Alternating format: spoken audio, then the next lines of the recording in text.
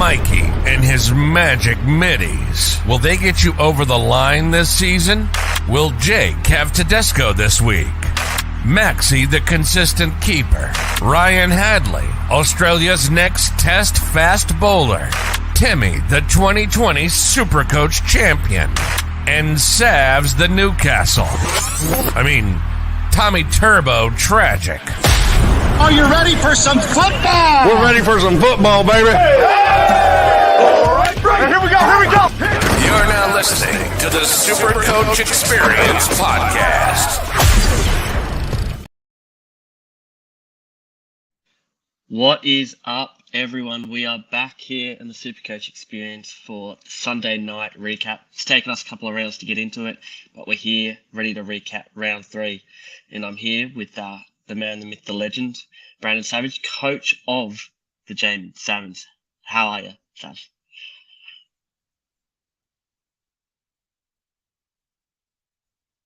Mate.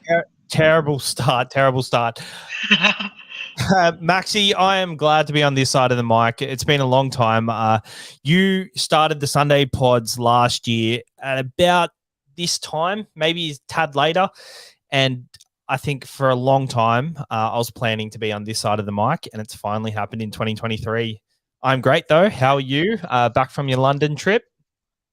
Yeah, good to be back for a couple of weeks, and there's nothing better than the beautiful weather and sinking into a few tinnies as the Sunday footy is on the TV. So very, very, very lucky, and it was always good when you start off your week coming over on the plane and Captain Tommy Turbo, amazing performance. So we'll get into that a bit later. But tell us how you performed for this week, and your trade for this week, we talked a lot about using the boost. I think everyone in the community pretty much used the boost, but you didn't use the boost. So explain to us, about those moves and how those ended up working for you. Yeah, I actually didn't use the boost. It seemed like during the week that boost, I heard a lot of podcasts and a lot of sources saying you need to use the boost, maximize your cash. And I agreed, 100% agreed, but it just felt like I was forcing it by selling Tanner Boyd, and I had enough reserves that I was willing to play. So I was just going to sit on it another week, only use 2 trades to get in Jacob Preston, and I got somebody else in. I got someone else in. I honestly can't remember at the moment. Jacob Preston. Who else was popular this week? The Hammer was pretty popular. I passed on the Hammer. I got Jacob Preston, and honestly couldn't tell you who the other guy was. I sold Isaac Thompson, and I also sold. I sold someone expensive because I banked 100K from it. Anyway, I did all right this week. 1,123. My captain was Cameron Murray, so that was my downfall. I don't know. I just went with my gut. I didn't think twice about it, and I'm quite happy with how I'm going. But my captain's let me down kind of a little bit. Was there any kind of inkling to go Turbo on the Thursday game? Because I know everyone was super high on it. But did you VC Turbo, and were you one of the ones that had him on VC but didn't loop because of the AE kind of issues we've had in the early season? I think 100 just regardless is too low to loop. Like I saw a lot of people looping, and you're playing your war bricks anyway. And I think the fact that you can hit or miss these cheapies that you're already playing and also get an auto emergency, it's too risky. I think that the 60, in my case, my auto emergency would have been Isaiah Katoa, who I played anyway. So in this instance for me, it didn't work, but in most other instances for a lot of other teams, it wouldn't have worked out in their favor. So Harry Grant was a popular captain option this week. He went better than Turbo this week. So I think the loop is 100% overrated. But for this time of year, it's hard to pass up a ton. Yeah, and that's kind of the thing is I didn't think Turbo against the Eels would go, plus 130, but I thought he'd get, between 70 and 100 maybe 105. And obviously he landed, around the 103 points after update. So it's kind of one of those ones where that's kind of played into my mentality about not going with a VC with him. And I think you're right. There's so much kind of inconsistency between the cheapies, and the matchups isn't really helping. You've got Warbrick this week, who obviously didn't score fantastic. You've got Cam Pereira last week, who didn't score fantastic. It's hard enough as it is to pick a team to get it right. So I completely agree with you. Completely agree with you on that front. Did you happen to buy into Karaz by any chance? I had Karaz all week. He was my boost that I did use later in the week. But I had an inkling at 5:54 on Friday. I traded out Lockie Miller for Karaz, and at 5:54, I was like, I'll just give Lockie Miller another go. The Knights look focused, and it was looking good in the first half. He scored a try, and then he scored another try in the second half. So I was quite happy with that. At the same time, Karaz is still going to make a lot of money, and he scored 58 doing absolutely nothing attacking wise. So I am a bit uneasy that I don't own him. Just back on my trades before, my other trade was Egan Butcher to Eliesa Katoa. So I banked some cash there, and I got an upgrade in points. And with Roosters with the bye next week, I think that was a good trade. But you actually wrote in one of our SuperCoach experience articles at the start of the year that Karaz was one of your gut feel players that you want to start with. Did you end up starting with him? So no, I didn't. I had two people, and it bums me out because I was really hot on him. But I got into the Val Holmes kind of a lot of. It was kind of chalk at that stage to go with Val Holmes. The draw was so enticing, and I just got a bit scared of not having Val in my squad. So I went him over Karaz, and I actually went with my other player instead, Brimson, which I'm sure you have, and we'll talk about on this one. But regardless, he's just such a quality player. He's a base stat beast. But I think on the Lockie Miller he's looking like a keeper. So you haven't really lost out too much not going to Karaz, because I think in any event, both of them probably need to be in your. Both of them are top 5 centre wings at the moment. So it's funny because Mikey actually sold Lockie Miller for Karaz, which I don't think is a bad move. But the first 2 rounds, Lockie Miller scored 50 points, a lot of tackle breaks. So I think when the attacking stats come, they were always gonna work in his favour, and he was going to be SuperCoach friendly. So that trade wasn't so bad in hindsight, but for this week, probably not so much points wise. Yeah, and I think it's also a cash generation thing. If you obviously don't want to miss out the boat on Karaz, he's going to go up a lot in price, and there's obviously, with these first couple of weeks, you're really trying to get in, some key players, and you can't have everyone. And if you miss out on Karaz, I don't think you'll go in this week. So you've missed out on him probably for the next 3 or 4 weeks. And so that's kind of the issue that comes into play. But I'm with you on that one. I don't think it was a bad trade. But if I was gonna steer on the side of which I prefer after obviously the scores, I think the Miller to Karaz trade is a bit more sideways than we perhaps thought at the start of this round.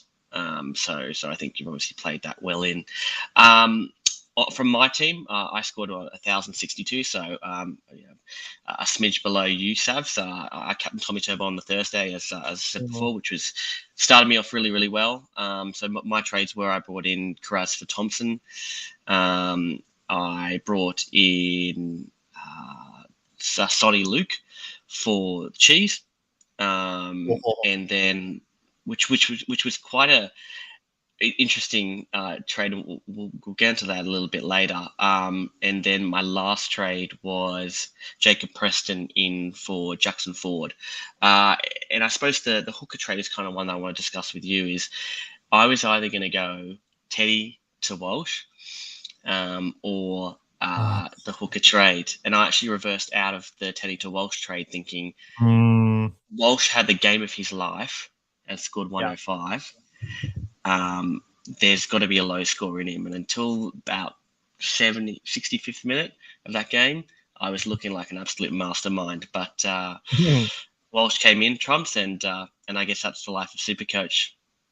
I don't own him either, and I was so happy. And that last 10 minutes, like the fact that he was so low already, it didn't hurt as much. It hurts much more when they do a bit early and you want him to be quiet for the rest of the game, and then they do more. But at this point, like he was on so little that like it was so bad for owners. So the fact that he jumped out at the end, he got to a point where, yeah, it hurts non-owners, but at the same time, it's probably 30 points more than the next person, the person you would have had anyway. So, or at least Teddy, 40 points difference, which isn't much in hindsight. Like you don't want them to score 150, but they played St. George. St. George, a good defensive side. They put up a fight, but they did clock off in that last 20 minutes. And I don't think sides are going to do that very often. And especially the Dolphins next week. No Felice Kafusi, which is tough, but could that give them another leg and another leg to stand on? I don't know, but he's looking good though. Yeah, he's looking fantastic. I think the thing also plays into my choice not or to reverse out that trade was I'm not fully in the trust circle with the Broncos yet.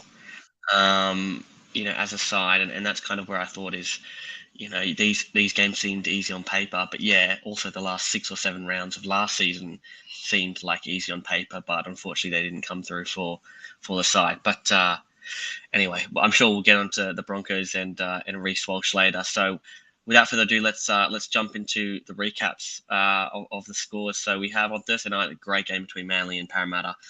Top scorers from the Manly side were Tommy Turbo with a 103. Ruben Garrick with 82 and Hamoli Olakwatu with 60.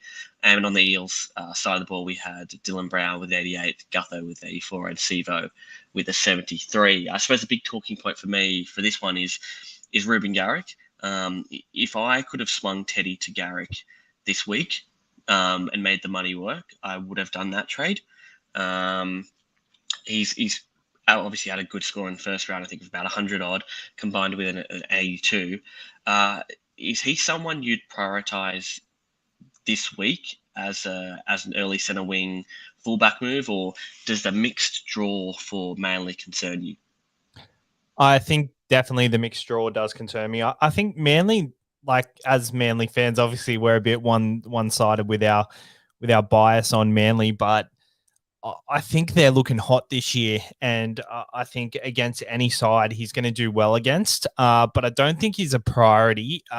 He's not in my plans for the immediate future, but he's definitely in my plans for maybe in 4 or 5 weeks when their draw does open up. They've got the Rabbitohs, who historically, when Tommy Turbo plays with them, they score very well against. So I think maybe it is the play to jump on him early if nobody else is jumping on him, because his break-even is going to be very low. But at the same time, I think if people our cash generation has just started. So if you're wasting your cash generation on a player like Garrick, where you could be investing it elsewhere in like a Karaz who's going up, or a Lockie Miller who's going up, or even a Meaney who has a few good games coming up as well.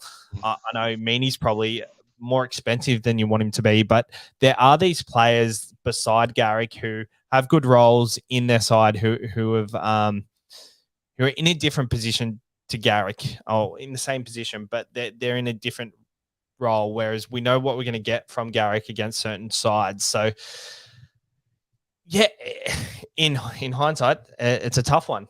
I'm on the fence, but yeah, I couldn't begrudge you either way. Yeah, I think you bring up some really good points there. I think also the big one is his price is $742K. Like that, it only takes a quiet game against a good side for him to really, kind of come down in price a little bit. And you're right with others. There are others with a better draw, which we'll get into. He's one I'm looking at, but I'm very much with you, Savs, on that one. I'm on the fence about it, and I just think is he a must at the moment? I know we don't like to use that word, but I don't think he is. I think he will be in, by mid-season, everyone should have him. But going forward, I don't know whether he's a must for exactly this week. So not. This is their draw. This is their draw quickly. Rabbitohs, who historically they score well against. It's on a Saturday night at 7:30, so not friendly for outside backs if it is a bit dewy. Then they play Newcastle at 3 p.m. at Glen Willow, which I don't know if you remember, but Glen Willow 2021, you got in Tom Treboy for his first game. He was a pod, and you captained him against the Titans, and he turned up, and no one had him. Do you remember that?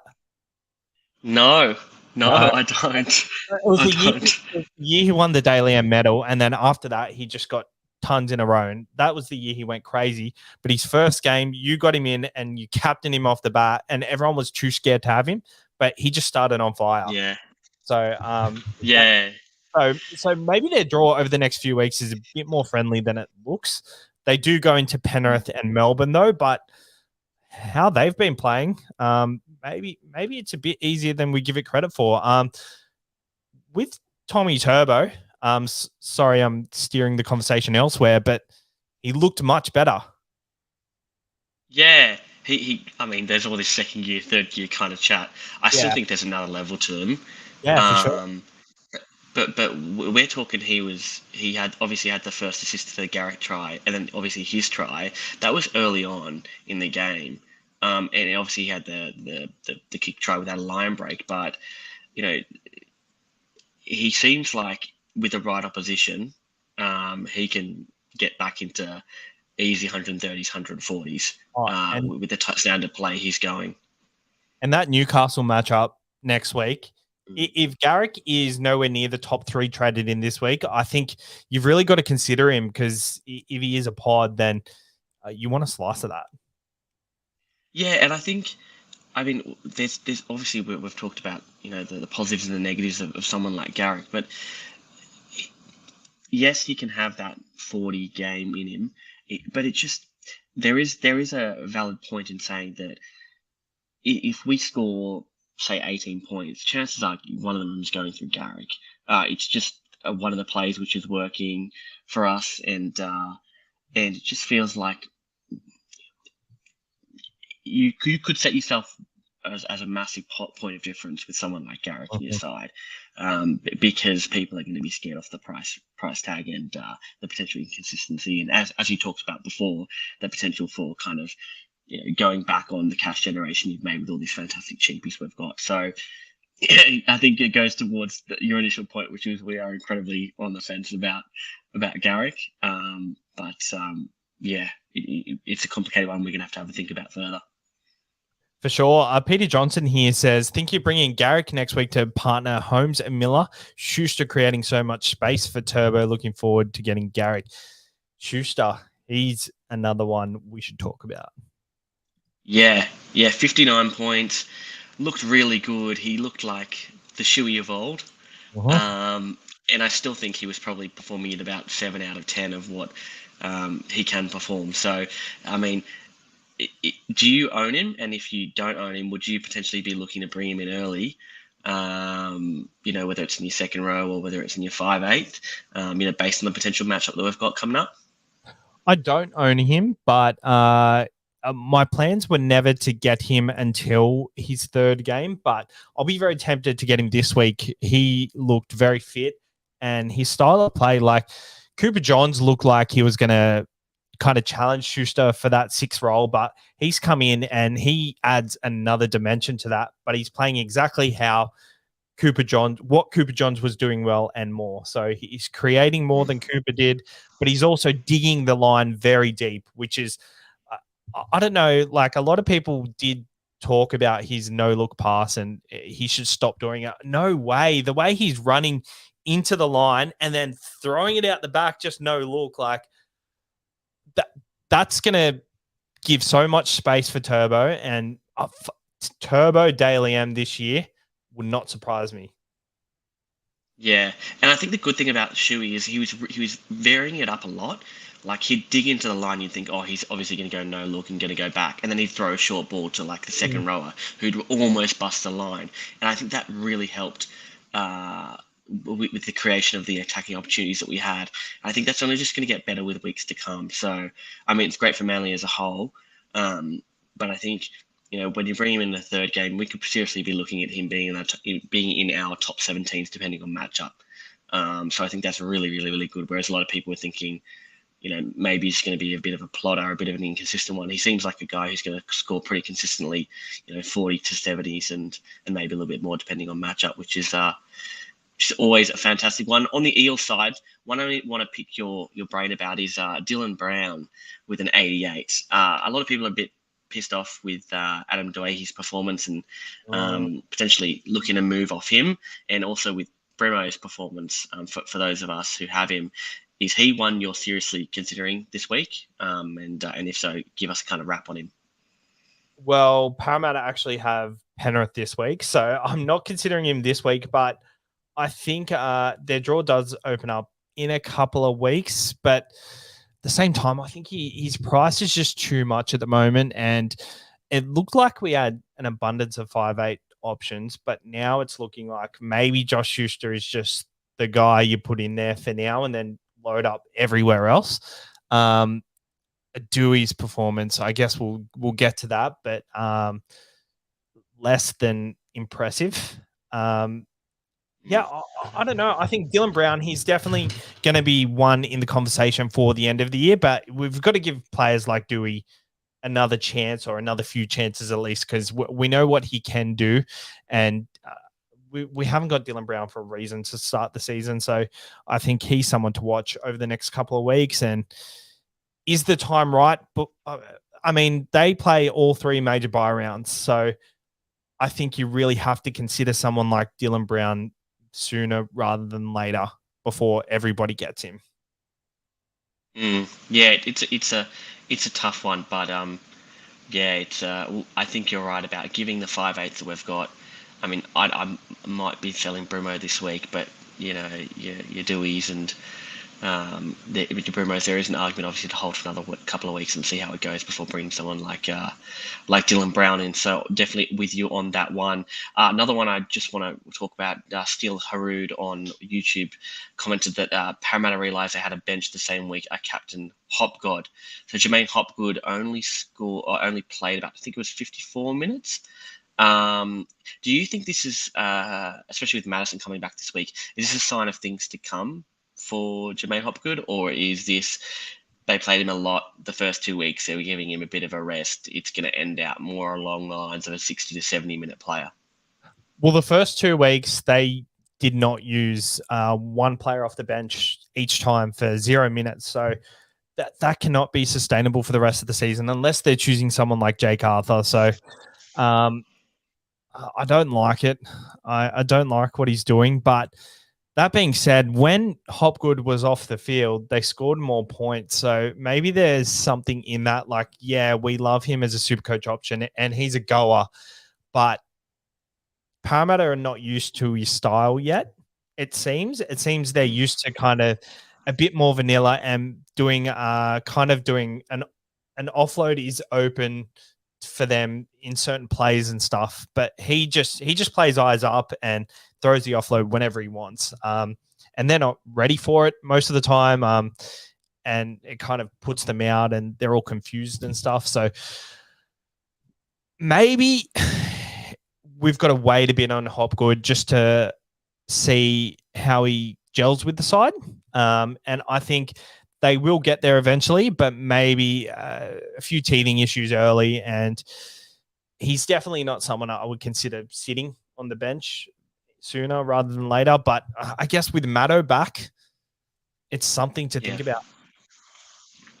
Yeah, and especially, I mean, you're right about their kind of play. Maybe they go with Matto at 13. They might bench Hopgood. We don't know how that team list. That's going to be the most interesting talking point of Tuesday. It's going to be how that Parramatta Eels side comes out with, Dury and Cartwright and all them. Dury suspected ACL. Dury. Oh wow. Okay. Yeah. I did see that on NRL Physio. We'll see how Duro comes in, but yeah, see whether Madison lines up in that 13, where Hopgood goes. It's going to be very very interesting talking point. But I completely agree with you. Absolute hold. I think it will end up around the 60 to 70 minute mark for him, but they just can't keep on playing him 80 minutes to start off the season. It's too much too soon, No. is my view. Moving on to the next game, we've got Knights and the Dolphins. On the Knights side of the ball, Lockie Miller with a fantastic performance of 98 Supercoach points. Tyson Gamble, funnily enough, with 70 points. On the Dolphin side, we had Tessie New with 107 and Ewan Aitken with an 85. Not too much for me to talk about on this one that we haven't necessarily covered, but Lockie Miller, we spoke about him before. Do you agree that he's looking like a top 5 centre wing at the moment? It's hard to say. I still feel like with Newcastle, we don't know what's going to happen with them and how he kind of gels into the side. It looks like with Ponga out of the side, he's a lot more involved in the attacking plays, which I like. But yeah, he's looking the goods at the moment, and I think the more games he plays, the better he'll get. So I'm happy to have him, but a low score or two, and he'll definitely be on the chopping block. So he's definitely someone I'm still curious about. But at the same time, he's got a Supercoach friendly game, it looks. So happy to hold on to him. And I guess as a pod, I'm happy. And what's his draw like? I'll get it up. So they have got the Dolphins, Raiders, but then they've got Manly, and then the Warriors and Penrith. So 2 good matchups, 2 terrible matchups. Yeah, it's a bit of a mixed one. I don't know. Yeah. I'm happy to hold him, but one.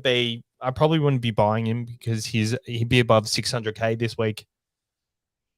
Yeah, and I think it's one of those ones where ideally I'd love to have him in the side, but I just don't think he's a priority at the moment if you don't own him. I do want to see another couple of weeks of this before I can really say he's probably a keeper, but he is looking like that at the moment. So great for owners who held, including you and Peter Johnson, who says she kept Lockie Miller, which is awesome score, great base stats. So very well done on that front. On the Dolphin side, there isn't too much to talk about. I suppose the one I wanted to kind of get your opinion on is Isaiah Katoa, 27 points with obviously with just the 1 assist. Is he going to be a trade out earlier than we expected based on these kind of low scores we've got, that low base, or is he someone you think you should hold on to as much as you can because there's some high scores coming? It's so tough because I think we're going to have to wait for him to reach his peak. Obviously, the later the season gets, the more likely he is to hit his peak. So, but we don't want to be holding him the whole season. I think a lot of people are going to be hesitant to sell because he hasn't had a breakout game yet. I wouldn't be selling him yet, but maybe in 2 to 3 weeks when the premium 5'8" options come into play and the Nico Hines come back and Nathan Cleary's firing, I think you're really going to have to consider selling him. Maybe even in 2 weeks for Schuster might be the play. It's quite tough because I don't think he's the attacking weapon in their side, and they're not putting too much pressure on him by the way they're playing. So with him, I'll probably be looking at selling him out when he hits 300, maybe 350K, and then hopefully upgrading in them areas to a gun. Yeah. I think you're right about it. Hold on for as long as you can. But it's definitely true. He's not the focal point of their attack. But there's no doubting that he's an amazing talent. So it's going to be a bit interesting. It also works depending on whether you've got what you've got in the 5'8.5" position, and then obviously what your plans are with Hines. And for those who trade out Clear, it might be a bit complicated for someone like me because I've got Dewey and Brimo at the moment in 5'8" and Cleary. So Hines is kind of the one I want to get, and that kind of does leave a spot there for me to have that cheapy option. But I guess we'll see on that front. Moving on to the next game, we have the Chooks and the Rabbits. So great game. Came down to the wire. Was all it was kind of hyped up to be. It was a fantastic quality performance, I think, by both sides. On the Roosters side, quite an interesting top scorer in Jackson Paulo. And we also had Nat Butch come through with a 71, which included a great little offload assist there for him. On the Rabbitohs side of the ball, we had Kaloma Tungi with a 104. Amazing first try by him. Cowboy game with a 91. I suppose the first talking point for me is Teddy with the 60. 3 mediocre performances from Teddy. I think, obviously, in hindsight, I probably would have been better for me to make that Teddy to Walsh move, but it'll be a popular one this week. In any event, are you on the sell Teddy train? Especially with the bye, but also noting his low performances, or you think he's one that we should hold and wait until it comes good again?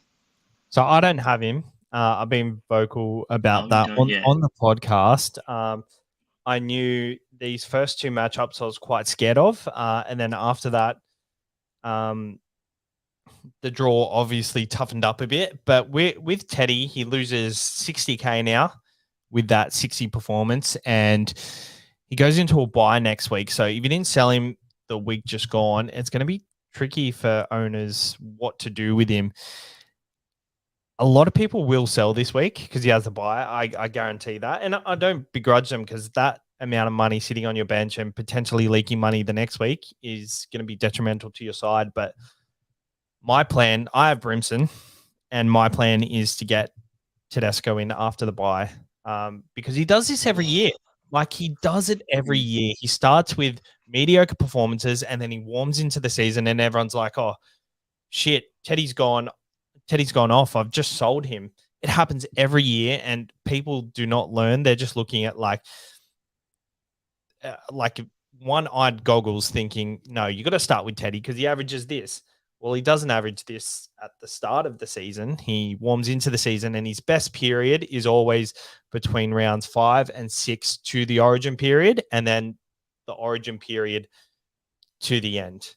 So I think I'm targeting him straight after the bye, and there's nothing that's going to change my mind. I think he's going to be a great purchase. And against the Eels, who are currently 0-3, they could be 0-4 next week after playing the Panthers. It doesn't work in the Roosters' favor and Tedesco's favor, the fact that they might be 0-4. But at the same time, the Roosters will be coming off a bye and nice and fresh after already having 3 warm-up matches. And I've got to be honest, Teddy's looked good. Like, he's looked good. He just hasn't been there for the big plays, and I think that'll come. Yeah, I think you're right on that one. I don't think that's necessarily going to be the majority take. I think a lot of people will look at the scores and move him off this week, thinking there's more cash to lose. Looking at that draw, it's not great. You got Parramatta, Melbourne, Sharks, in the 3 after the bye. So it is risky to potentially hold on to him, especially when you got someone like Reece Walsh who can probably make 200K with his draw if all goes to plan. But I think you're right on that front. I mean, you look at you look at 2022. He in round 7 he went 76 and then 94, 126. You go back to 2021, and he had a similar kind of performance with 131 in round 10, 97 in round 11, and 105 in round 12. So he does this. He really warms into it. And if you look at the sides he was playing in all those kind of high scoring games, they weren't the lowest of the league. They were some good sides. A couple of years ago it was the Cowboys, Broncos, and Raiders. 2022 we were talking about. What was it? Sharks he scored 120 against. Yeah, it was. Yeah, and he scored 126 against the Titans, but yeah, he does this 144 against the Sharks in round 12. He does this and he warms into it. So, and I think that we know that we're going to finish with him in the top 2 fullbacks. So it's kind of like, I think it's slightly risky. It's maybe slightly sideways to move off him. But I think the consensus is not going to be the opposite. So a very interesting take on that front. Brandon Smith came back with a 54.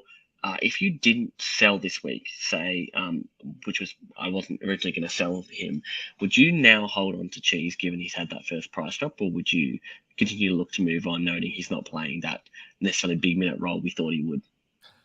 It's very tough, isn't it? Because he started on the bench, which no one would have played him unless they really needed to. And knowing his injuries over the last few weeks, you would have been a real ballsy person having to do that. But he looked better. He looked much better. I don't know. I don't know with Cheese. It's so tough with him because we know what he can do, but he's not going to be an 80-minute hooker.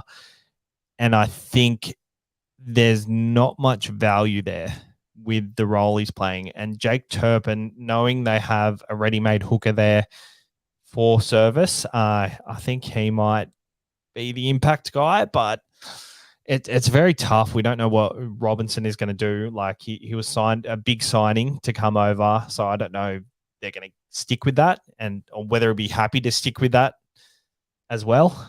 So yeah, I mean, I'm saying both sides of the story for every play you're talking about, but then I'm just like, yeah, who knows? But yeah, with Smith, would I sell him? I probably wouldn't because there's not much to go to. Like the Wade Egans and the Reed Marnies, they're already up in price more than you'd like them to. It's just whether you can trust Sonny Luke or not. Like, is Sonny Luke going to be the purchase? I don't know either, but he's probably going to play a similar role to Cheese. So you may as well bank the 300K, right? 200K. Yeah. I mean, but it's also the fact that you've lost a bit of money already on Cheese. Yeah. And do you hold him for one more week and see whether he performs? I think if you need to make some cash this week, you do that Sonny Luke trade. I mean, Sonny Luke is not an incredible. Nah. He'll be lucky to get to I think 450K. It just seems like that type of player who can have those low scores in him. But yeah, you're exactly right. With it's another fence-sitting one. You go both ways depending on your side. If you don't have to make cash, for example, like people like Mikey who've got a lot of cash in the bank, I wouldn't necessarily promote that trade because I don't think it's necessary to do. But if you need cash, a Cheese to Sonny Luke trade, which I did this week, isn't a bad move at all. So I think it's, as you say, it's always team dependent. Nothing really from I'd probably sell, to be honest, just because. Yep. He'll still have that 10 in his average, so he's got to do well for another week for his price to actually go up. So if you sell this week, it won't be for another few weeks that his price will go up again if it does go up. Yeah. And Daniel Warby on Facebook commented that without the try, Brandon Smith's score would have been terrible again. Well, yeah. You're right about that. But that's what he is. That's what he is. So. Yeah. That's what he provides. Sorry. South side of the ball. Anything to kind of flag on that front? There is. Cameron Murray, 61 points with a line break. Not playing 80 minutes. Scored 40 last week. Slightly concerned.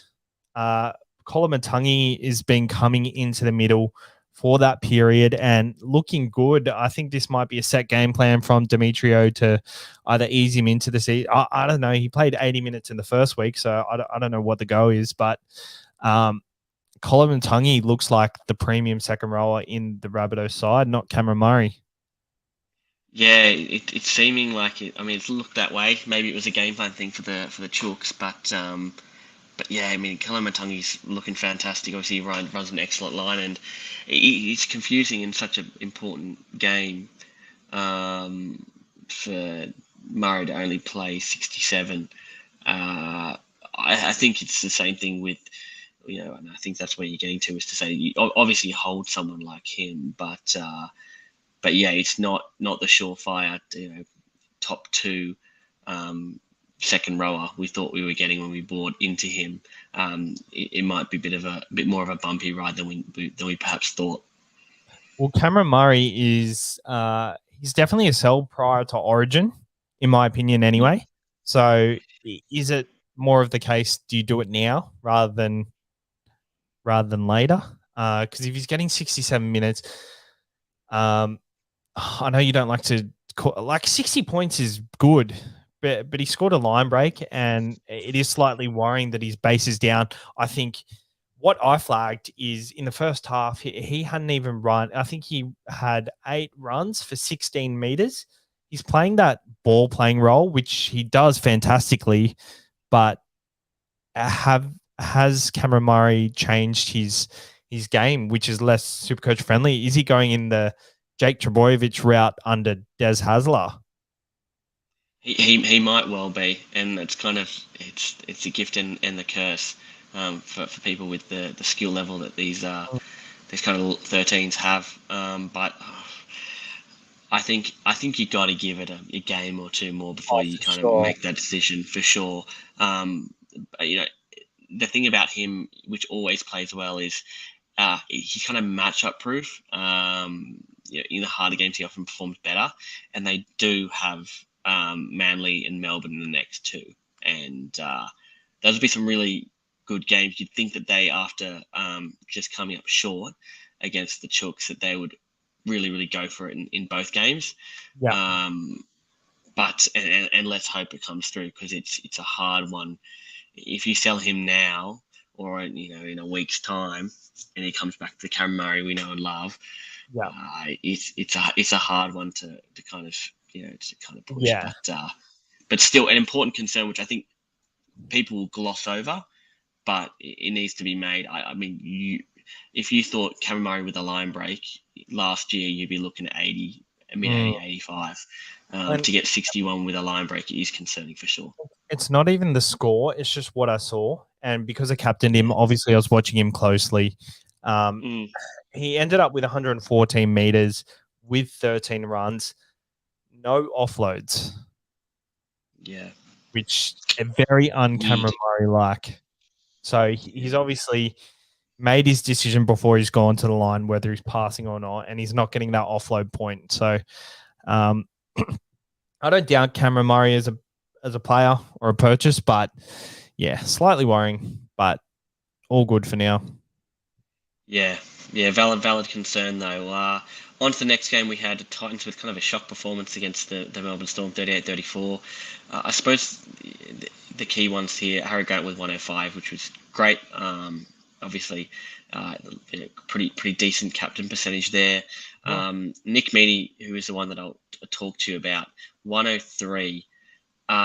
You mentioned him before in terms of potentially trading him in as a priority over Garrick. Yeah. You are an owner, I believe. Would you be rushing to bring him in?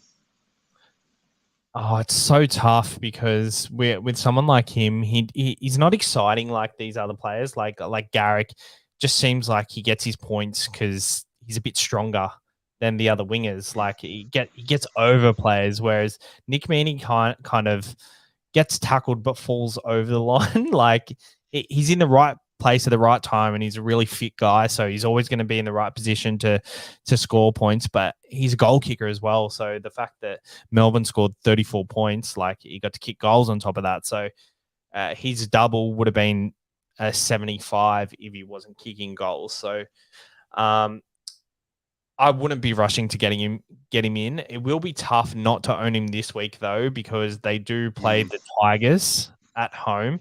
So it will be very tough, and a lot of people will be tempted. But after that, they play the Rabbitohs, Roosters, and then Manly. So I think it's a bit of a pass, but I see why people would want to get him in. But yeah, looking at the draw, I probably wouldn't touch him. And to be honest, I'll probably sell him after this Tigers matchup for Tedesco even.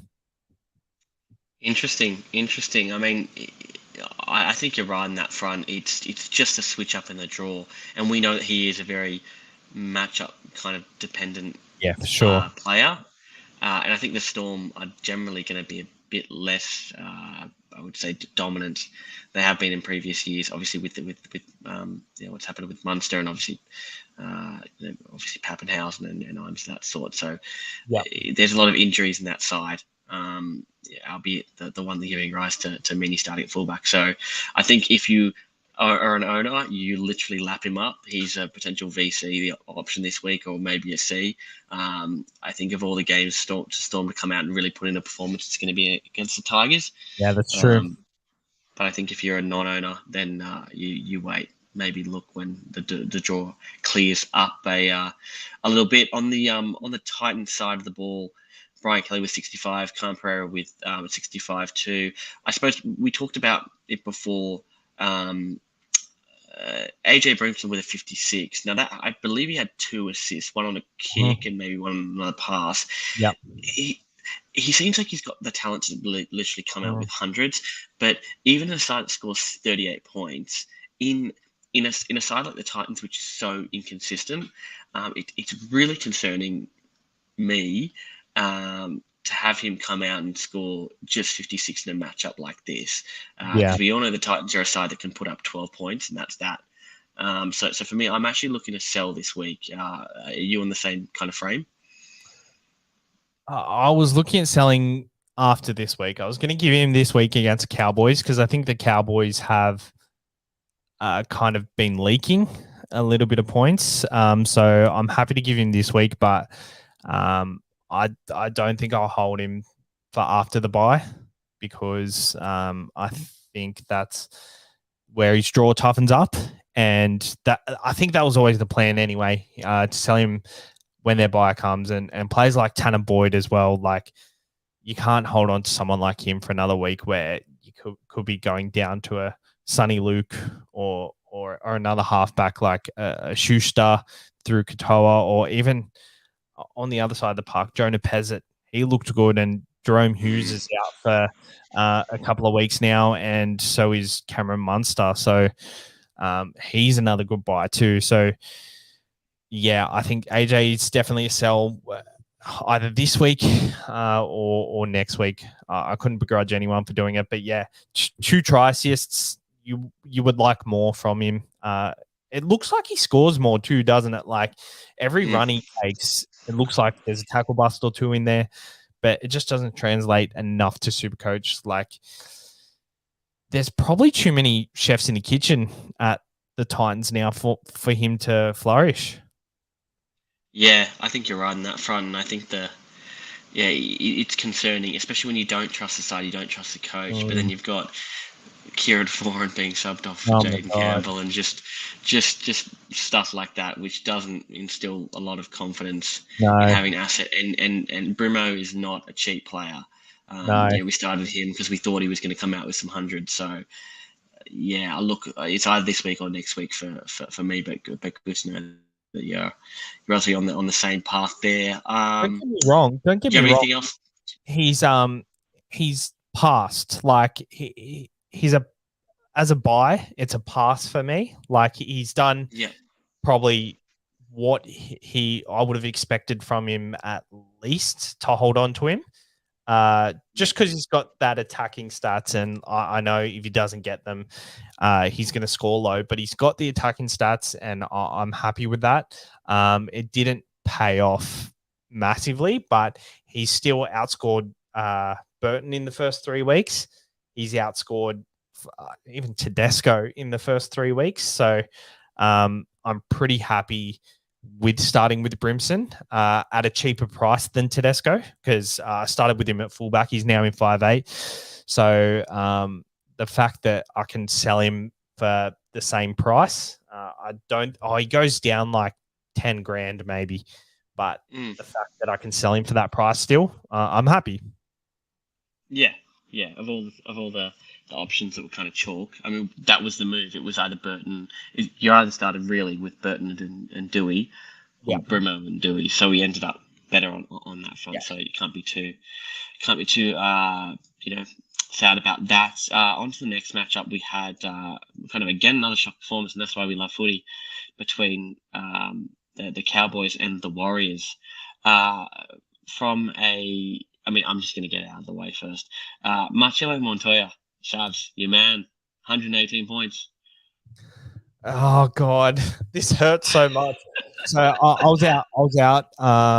out at Panthers on Saturday afternoon, and a lot of decisions over the weekend I was so close to making. So Friday night, no wait, Saturday. It was actually Saturday. So Saturday, I was going to trade. I saw Braden Williami was out, and I was like, oh, I can go to Montoya here. And I was thinking, do I do it? And I was just like, nah, it's not going to end well for me. Like, it's fine. I don't need to do it. I don't need to spend another trade. He goes out and gets a ton, and I'm like, all right. And then my next decision was, do I go Cleary to Adam Reynolds, or do I do I think it was someone else. No, I actually couldn't go anyone to Reece Walsh, but Reece Walsh was in my plans for this week as well. But Adam Reynolds was going to be my massive pod for the next few weeks, and I didn't pull the trigger because I didn't want to spend the trade to get Cleary back next week. So I left that, and he turned up. And I thought about it again today, doing it to Jamal Fogarty or Braden Trindle, and Jamal Fogarty came out with 80. Trindle come out with 60, 65s, but I'm happy to still have Cleary in my side. And I won 9 out of 10 of my leagues, but I pretty much top scored in all my leagues. I was just unlucky in that one I lost. But yeah, that's my story. No, it's a good one, but I think it kind of, all of those options were good. But I think also with the upcoming options you have a good hunch of these kind of players. You called out Adam Reynolds on Tuesday when he was no one was mentioning him at all. People were on MAM and that was that, and you called him out. Montoya, you've been quite consistent on, but maybe it's a next time you have that gut feel, which you obviously publish on. You go. Yeah, he hurt me last year too much, so I think I'll pretty much pass on him this year, unless he comes out another. Well, what's their draw like? Fuck, their draw's all right. He might be an all right purchase. Bulldogs, Bulldogs at home. Yep. Then Sharks. And then the Sharks, Newcastle, Cowboys again, and then it toughens up a lot. Yeah. I think he's looking good though. Yeah, it's always good to see someone like him, a SuperCoach favourite, performing well. I suppose Wade Egan, a lot of people brought him in this week, 68 with a try. He's out next week. I think it was confirmed that he's got that concussion, so obviously not really what you want to have happen. But I think most people, I would have thought, had a Grant Cheese combo and maybe went to him. So potentially you've got good cover there, but it kind of sucks when you bring in someone like that. But I think it's helped by the fact that Reid Marnie didn't really look too amazing today. On the Cowboys side of the ball, 85 for Reece Robson, one of your favourites there.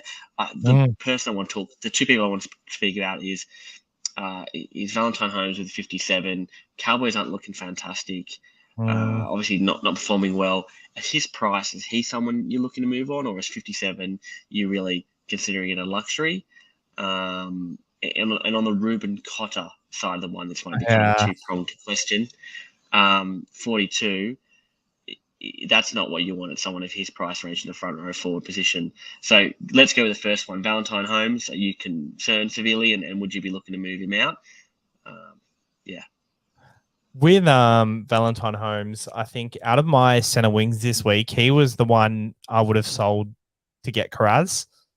After, I want a Meanie this week. I want Meanie next week.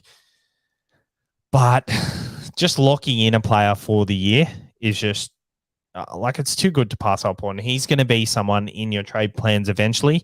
And with a good draw to start the year, he scored 57, but he's done nothing. Like center wings score 20 or 30 at the worst of times. Sometimes they score single digit scores sometimes. So I'm happy to lock him in. I think no Scott Drinkwater hurts. I actually tipped the Warriors this week because I was a bit uneasy on it, but I was pretty confident once I tipped them. Scott Drinkwater being out was one reason. Since Scott Drinkwater came into the side, my camera's moving for some reason. Since Scott Drinkwater come in and it's moving again. So since Scott Drinkwater come into the side, that's where their points come from, and that's where they became an elite side. With him out of the side, I was just like, there's a lot missing there. I know Tom Chester's a good player, but there's still a lot missing there. They were missing Peter Hiku on the other side, so I think that's why they targeted that right edge defense where Montoya scored all them tries, because Peter Hiku is so solid for them. So without him on their edge defense, they struggle. So yeah, Valentine Holmes, he's a hold in my opinion. As for Ruben Cotter, up against the Titans this week. Yeah. As for Ruben Cotter, it's a bit tough, isn't it? Because you expected him to be a big minute forward, and you don't really want to be sideways trading in your front row area, do you? No, not at all. And it's, I think what makes it also a bit more complicated is there's no clear, really front row forward. But I mean, even Payne Haas. There is Payne Haas. You reckon it's Payne Haas? I think. Yeah, like he's never done this before. Started the season with 79, 65, and a 90. Like, yeah, he started the season with a 90 to start off, but then there's a clear fall off straight away. He's looking good. He's looking good. Yeah, he's priced really well too. It's a tough one, but I mean, he's someone you could move to. I think the thing that a lot of people were considering is, well, it was either start with Cotter or start with Tarpanay, and which one of them goes, you move to him. So Haas makes it a bit more complicated, but yeah, I mean, it's concerning with someone like Cotter with the minutes he's playing. 46 minutes is appalling compared to what we thought we were going to get. And like, yes, we think it's going to get picked up as the season's going on, but I don't know. I also I have this inkling that maybe Peyton's like trying to monitor his minutes a bit more than we thought. After injury coming out of the back half of last year, so yeah, maybe the move to Haas is the move to make this week. So I think they're currently 40K difference, but after lockout happens, Cotter goes down to 610K and Haas goes up to 700K. So they go from a 40K difference to a 90K difference. So it's just like, it's just crazy how much it changes in a week, eh? Yeah, it is. I mean, it's also, yeah, I mean, I got 110K in the bank, so that might be one that I'm looking to do. And depending on, approach to Tara or Sloan, I might look at some cash generation there. But I mean, I'm thinking of moving off this week, put it that way. But then Tarpanay, who's just scored 59, he'll go down to about 684K. So he'll be cheaper than Payne Haas. And I think Tarpanay is going to be someone in the buy rounds that is going to be someone you want. And I think he's the type of player who eases into a season, unlike Haas. Like Haas, I think he's going to be the guy that kind of tires himself out, whereas Tarpanay is going to be the one who like rolls into it. Yeah, is it? And I look, I completely agree. And I think that's the way Ricky's done his forwards for a long period of time. Is there an argument to potentially go a Cotter to Haas until Origin, and then make that move to Tarpanay? I think so. Yeah. I think Cotter's scoring so low that you need to do something. Maybe a Tohu Harris is the guy, but Tohu Harris, we didn't talk about. Oh, Tohu Harris played in this game. Did he play? Did he play 80 minutes? I didn't actually. He did. He did. Yeah, I 55 points in 80 minutes. That's okay. I'd be happy with that. The fact that he played 80 minutes is still good compared to a Cotter. Like Cotter's not giving you what you wanted. No, and Tohu's still at a reasonable price. He'll go up. His B was 24, so he'll go up a little bit, but it'll be. I mean, it's really money dependent. Any of these, I think it's more of a case of who can you afford based on your moves. All of these guys are good options. Tohu or Tarpanay both play round 13. So that's the first massive buy round. I'd be looking at them because I think in a couple of weeks, everyone's going to be realizing, this buy is coming up. We're going to need players.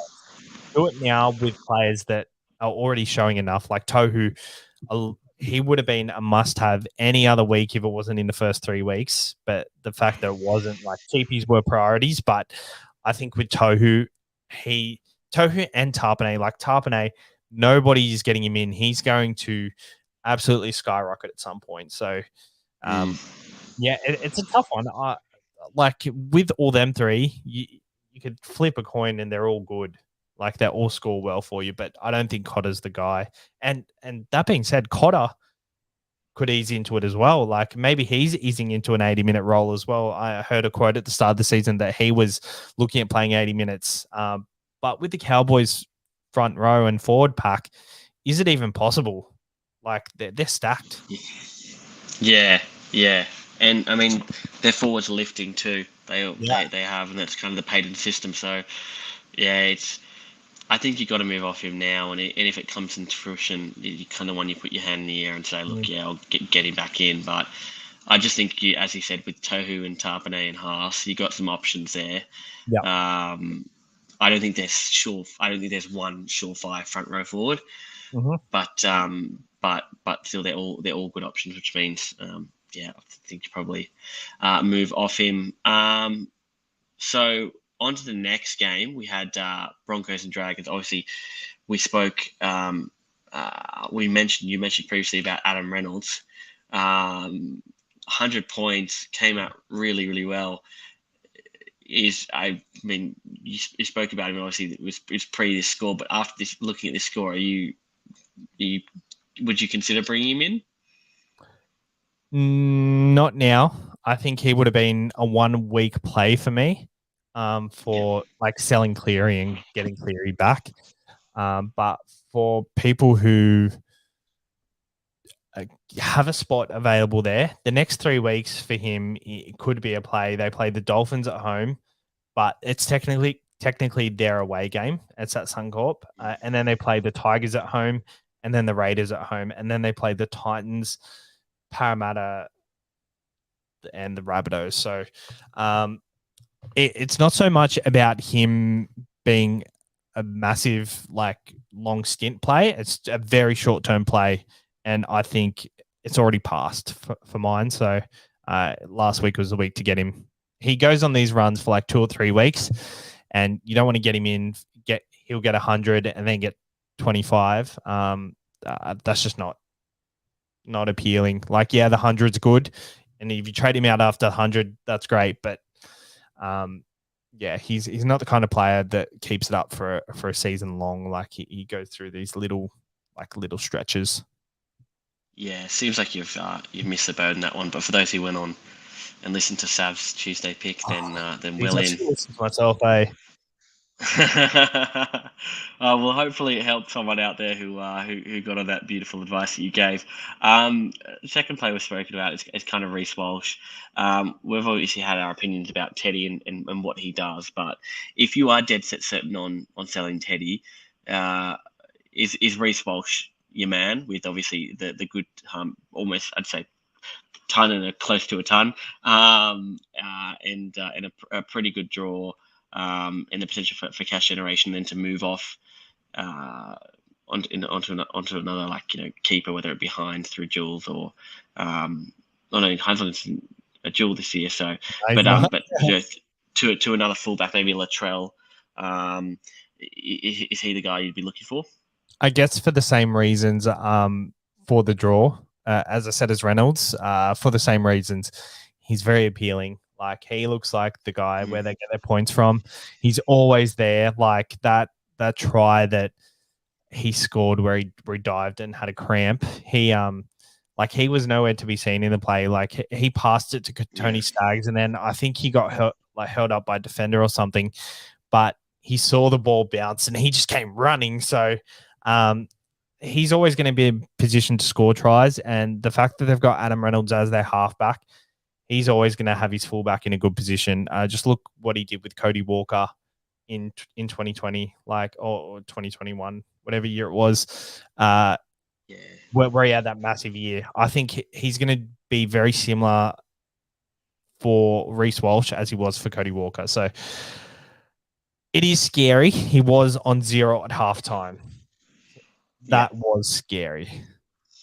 Yeah, and that's the issue, and we spoke about before about they don't fully trust the Broncos yet. So it's such a hard one. I think because I really want to hold on to Teddy. That's that's my move. But if you are going to sell Teddy, then really I think the only option is go to Walsh. But then again, look at the you can't do a 2 or 3 week play. Like Teddy does play Parramatta. The likeliness he's going to score 150 against them, not very likely. The same week that Walsh plays the Tigers, maybe you can make some money and do Walsh for a 2 or 3 week play and then swap back to Teddy. Yeah, I mean that's if you want to swing that, that's also one. I suppose it's also the round 5 against the Tigers too for the Broncos. Yeah. That's got 150 Reece Walsh all over it. Oh, yeah, I'll be scared not owning him that game. Yeah, maybe it's we go in and we actually sell Teddy and then bring him back in 3 weeks' time. Yeah, look, it's definitely one to consider. I wasn't on that board, but just looking at that, yeah, far out. And then you got the Titans in round 7 too. Jesus. Yeah. Well, very interesting. But anyway, if you're going to sell Teddy, go to Reece Walsh. We spoke about Haas. Squidfies on YouTube says how to get Haas. That's a question. But on the yeah, it is. On the Dragon side, I don't really have much really to build on. Jack Bird. Again, playing the forwards. We always love a second rower a second rower who is a centre wing in SuperCoach. So 70 to 54, pretty spicy there for Jack Bird. My question though is in regards to Tyrell Sloan. Yeah, looked all right. Obviously had that really really good try, but he's had 2 good games. He looks to be the firmed up fullback in that squad. He's priced really well. For cheap purposes, is he the top cheapie to bring in this week? He looks confident. I think I'd put Schuster ahead of him as a cheapie for this week. Just because actually there's a lot of good cheapies this week. There's Sonny Luke, even there's Taruva. There's a lot of good cheapies that we were able to wait because of the buys, which has been awesome. He has the Sharks and the Dolphins in the next 2 games, and then he has Gold Coast, Canberra, Roosters. So his draw is pretty mixed. I don't know if the attacking stats are there, but I think he's definitely at the price where a quick cash grab, if he goes up to 500K, great. And then move him on quite quickly because he's someone I couldn't trust playing week in, week out. But I definitely want to have a look at his break even and kind of assess it there. It's quite tough to know who the cheapie of the week is at this point, not knowing break evens and stuff. Yeah, and I think also, I mean, the thing that puts him over Shuey for me is the fact that Shuey's still got another game before he has a price rise. So Shuey might be a next week trade, as we said before. But yeah,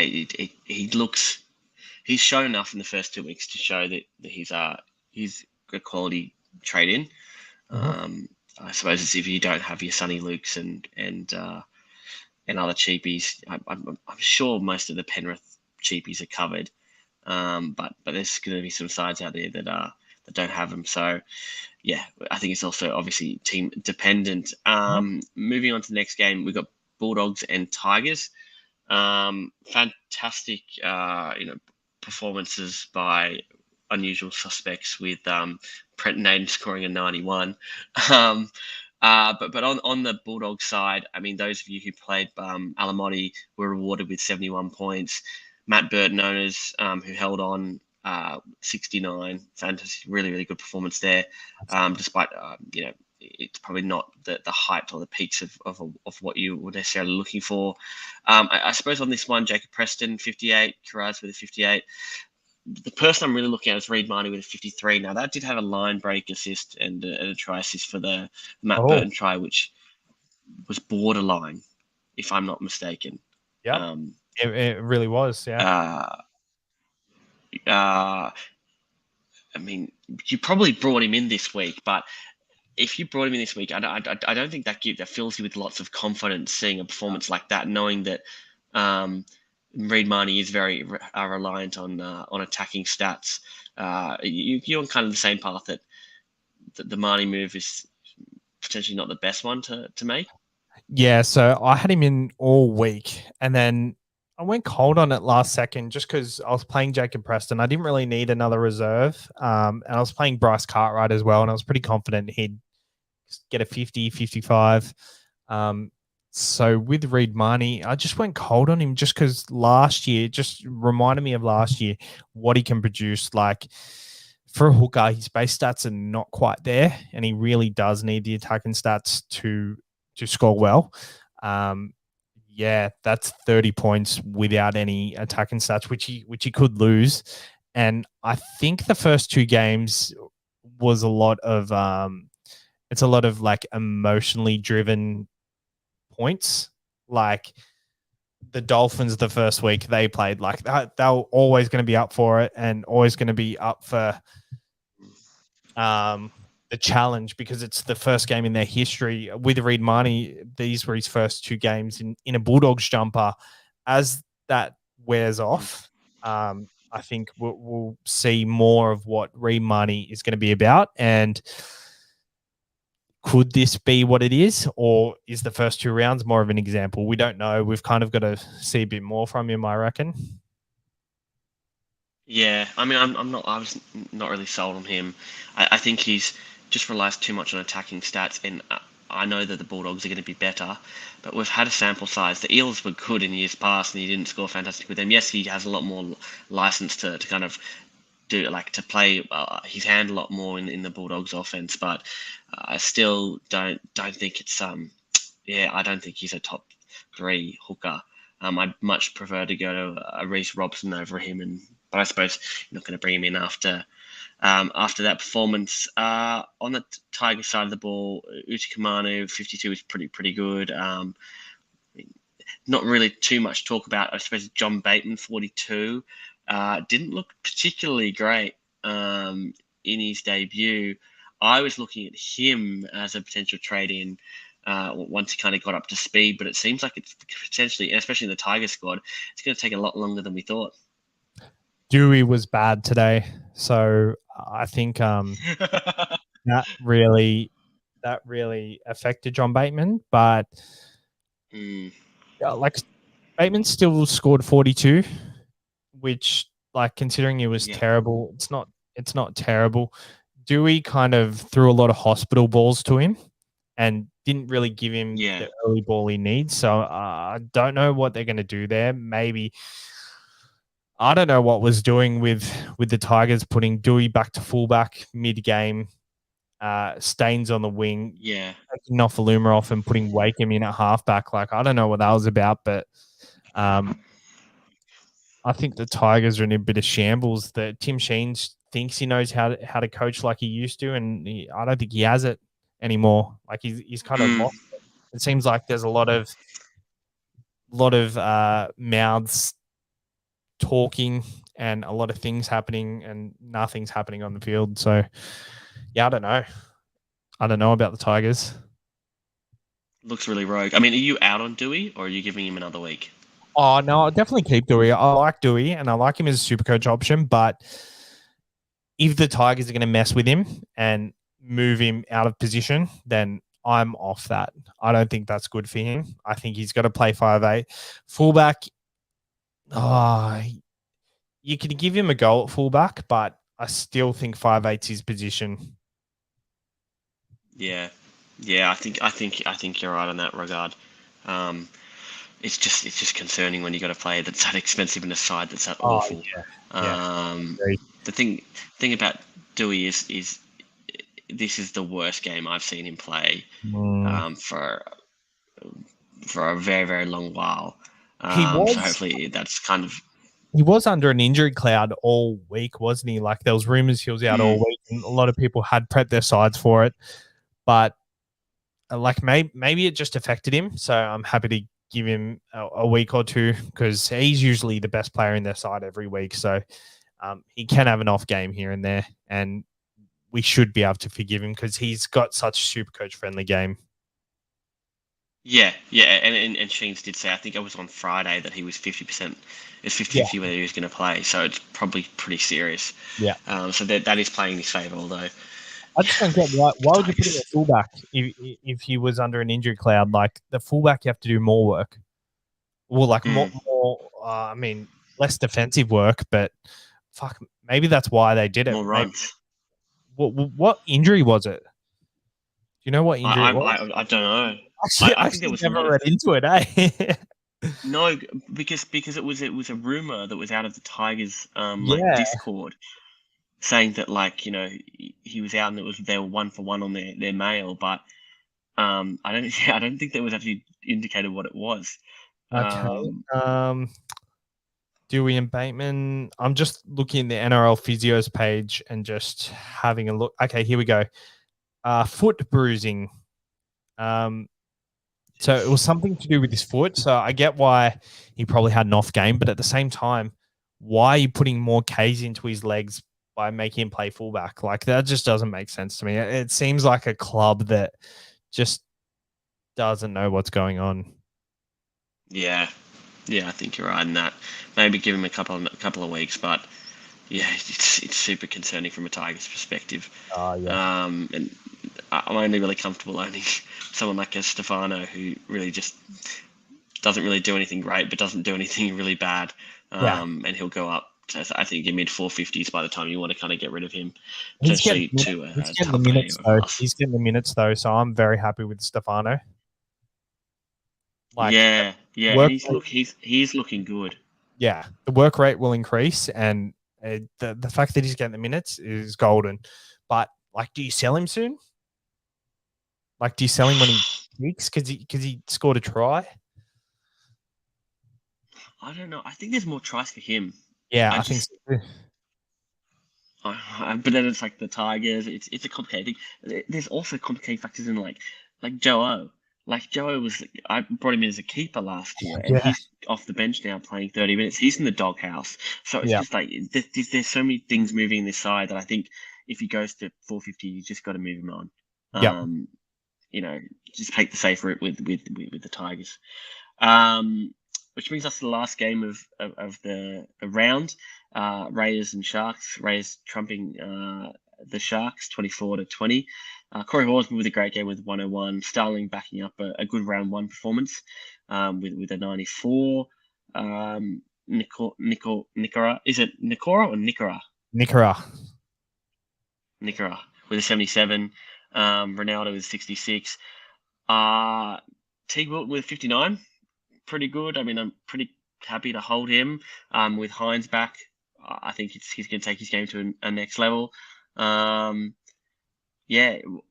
us your opinions on how the Sharks have looked. It's obviously they've been a bit different without Hines, but if Hines is named, are you really, really comfortable if you if you had, say, your Ronaldos, your Talakais, your Teague Wiltons, even your Will Kennedys, are you confident that they're going to come back to some really, really solid form? So they got the Dragons at Dragons home ground next week, which historically they play well at. And then they've got the Warriors at home. So for the next 2 weeks at least, I would hold on to these players. And then they have a bye after that. So I didn't notice this. And for the people who want to rush Hines in, is it a bit silly to do that, knowing his injury is a calf injury, and for a back who relies on their running game so much? Do you think getting in someone who's just come off a serious calf injury is the smartest thing to do, considering they've got a bye coming up? Are you really going to want to hold 900K on the bench for that week when you don't really need to do that? And considering St. George St. George will be Hines' first matchup. We think he might ease into that, knowing he's just coming off injury. And then the second one, the Warriors, they've exceeded expectations this year. Maybe Hines. I was talking to Mikey before. I was keen to get Hines in early as well because no one else is going to do it. But if no one else does it, it's it is for good reason because they got the bye coming up, and for all them reasons, like it does seem like a good draw, but it's actually maybe not. What are your thoughts? Well, yeah, I mean, I'm kind of on the opposite side. I don't think you rush Hines in this week. I think you've got to see how he's performing. You know, there's the ease back element. It's not even a certain. He said he didn't he come out and say, "Oh, I think I'm going to play this week," but he might get held out another game. You know, the Dragons obviously were lost quite heavily, and obviously you know Trixie's playing quite well. So it is a complicated one. I think in any event, if he's named this week, I'm not going to go there. The Warriors are performing a lot better than we thought, as you said. The bye is there, and I think if you didn't trade out Cleary, trading out Cleary for the bye and then trading him back in is a bit. But maybe that's the only reason you go to a Hines is because he played that strategy and that's what you were going to go with. But yeah, I'm not keen on the rush Hines thing, and I got to wait and see it before I bring someone like him in.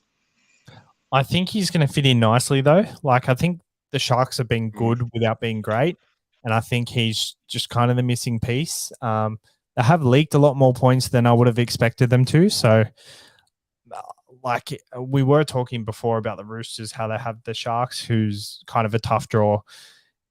I mean, they are a tough draw in terms of chances of winning the game, but in terms of actually scoring SuperCoach points, it's a different story. Like teams are scoring well against the Sharks. So I think when they are playing the Sharks, it's not exactly a home run for teams playing against them.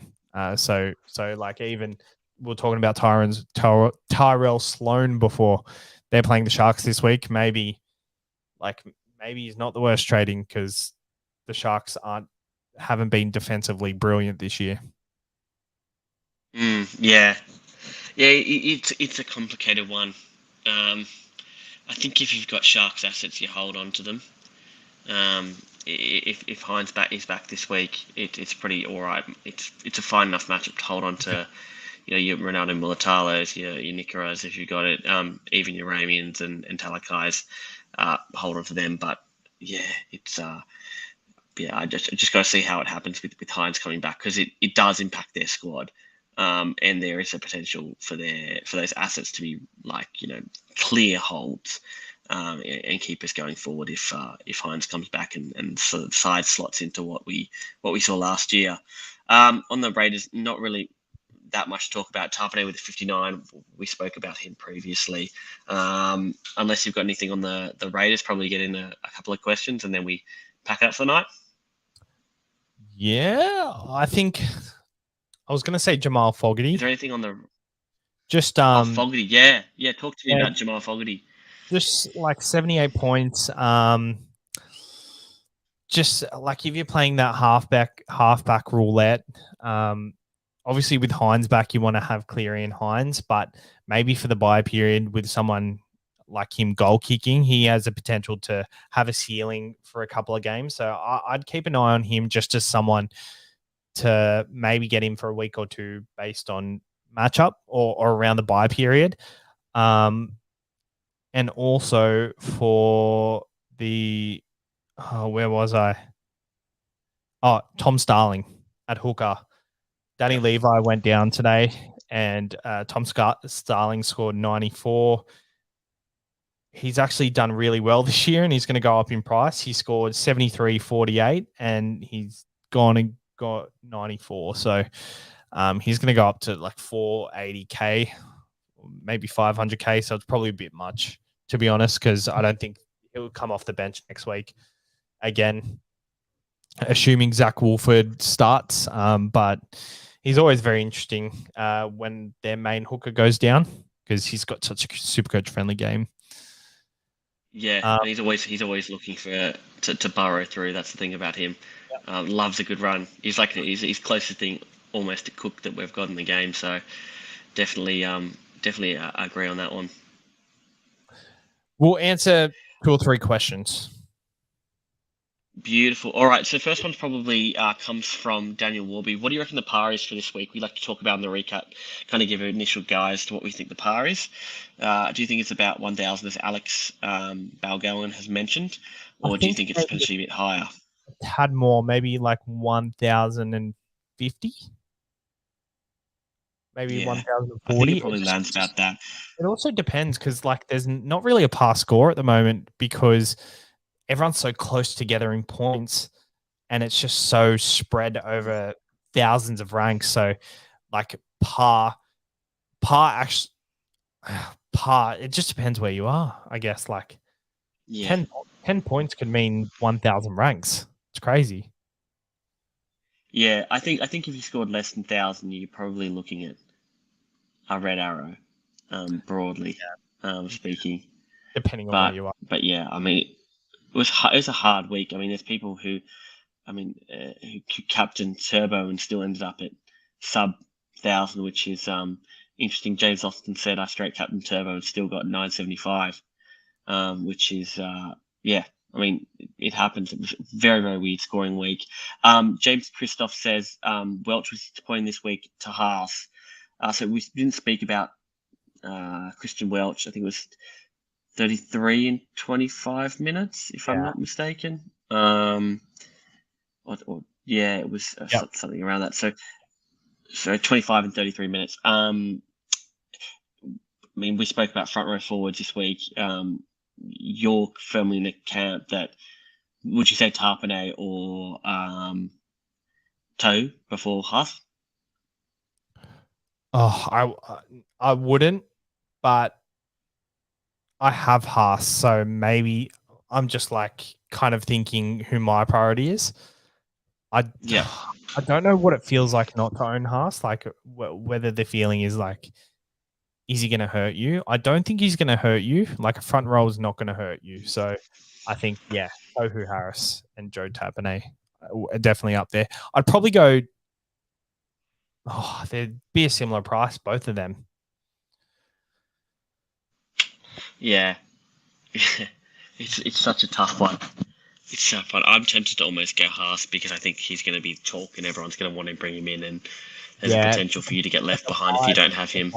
The buy period, though, I wouldn't want to be trading out Haas for one of these guys eventually anyway. So I would prioritize these other two. I'd probably go Tarpanay, knowing that he's definitely going to roll into it. Yeah. Well, it's very, very topical. I think that's. Yeah, well, we kind of answered everything on the go. Like, there's a lot of like word jumble questions here, which. Yep. A lot of people saying that they'd made good moves or didn't, and what they're planning to do. But I suppose we'll see how Teamless Tuesday kind of lines up, and obviously you. All the lads will cover that on Tuesday. But in summary, thanks for jumping on. Sav's, always a pleasure to have an elite Supercoach mind like you. Answering questions. As for once, you always know you're an excellent host. But it's great to have you dribbling on about Supercoach, which is what we love. Yeah, I've never thanks for that, and I suppose we'll see you. I've never talked so much on a podcast. It's usually Mikey just blah, blah, blah, blah, blah, blah. So yeah, it was good. To speak because Mikey's always like, no, I don't like that opinion. I like someone that likes my opinions. I feel valued in this relationship. Absolutely, and with the picks you got this week, or the picks you had on Tuesday's pod, to have a pod like you did on Tuesday and come on Sunday, you're a man made of gold. I nailed it this week. I guarantee next week I'll be not very happy. No way. All right, Savs, have a good run, and we'll catch you all listeners soon. See you later.